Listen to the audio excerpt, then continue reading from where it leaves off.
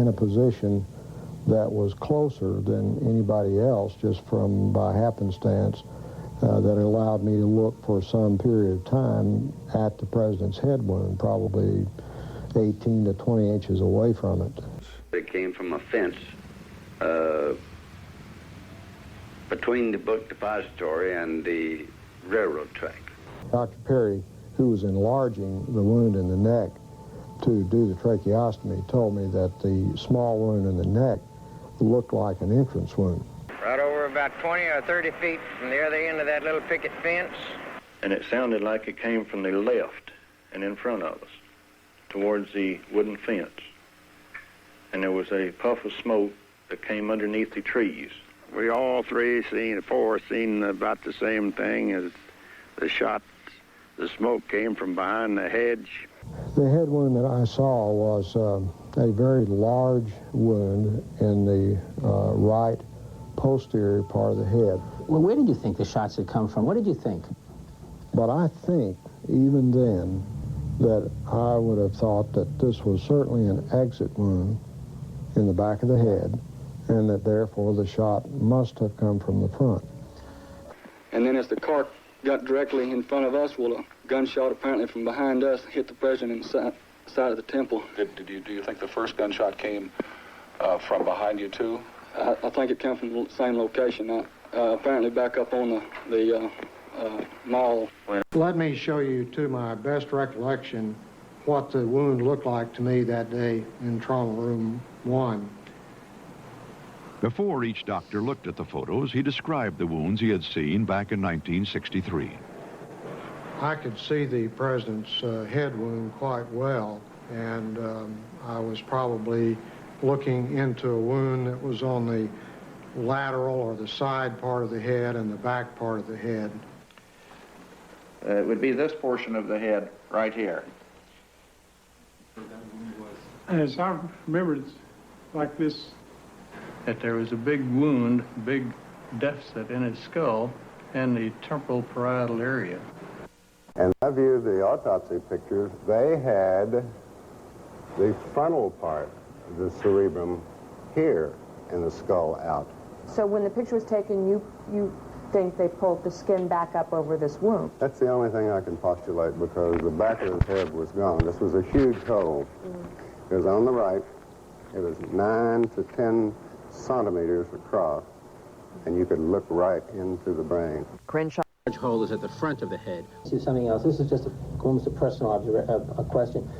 Are you pretty comfortable today with the notion that someone was firing at President Kennedy somewhere from the front? Yes. Are you equally comfortable, or are you not comfortable with the notion that there is forgery of some sort in the official documents of this? I feel there probably is. I certainly could not be held down to saying exactly how that is, or even approximately how it is, perhaps. But I feel that there has been some kind of attempt to cover up what was going on. Here's what the Warren Commission in their autopsy, they claim the autopsy showed. A small little wound in the back of the head. Yet on the Mormon photo, as we go in, take a closer look, I did many years ago. Something very unusual you see here. One of these shots. This blob right here that doesn't appear to be like much. Just well, anyhow, I was taking a lot closer look here. Let's see if you are, and let's take him now.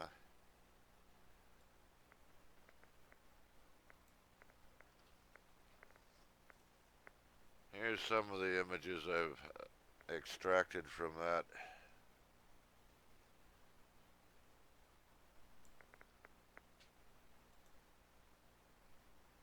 How about a colorized version? See what I saw.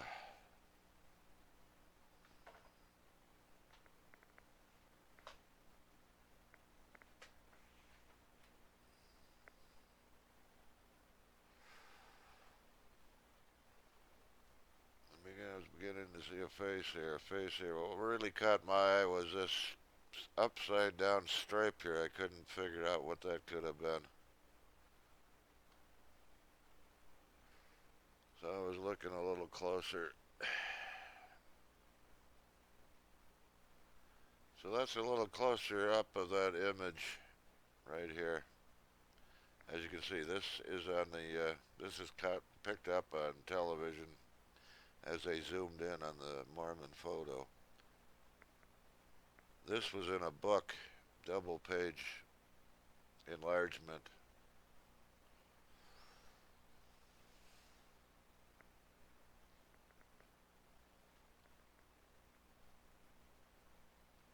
So you get the gist of it. I was looking there, and let's take him now.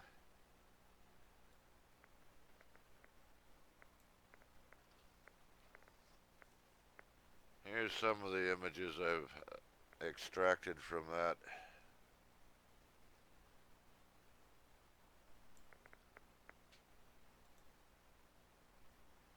How about a colorized version?